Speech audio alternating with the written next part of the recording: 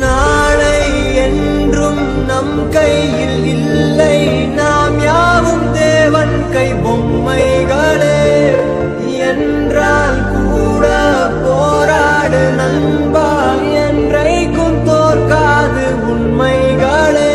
செங்கோட்டை கொள்ளாமல் ஓடு, கோல்டு தேடி வரும் உங்கள் வாழ்வு. ஸ்டார்ட்.